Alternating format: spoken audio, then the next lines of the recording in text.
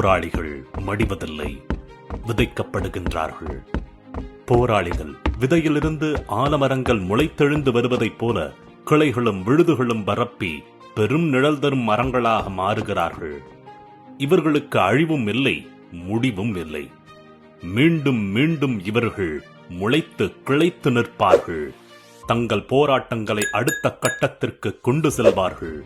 விரட்டி அடிப்போம், விரட்டி அடிப்போம், விரட்டி அடிப்போம், விரட்டி அடிப்போம்.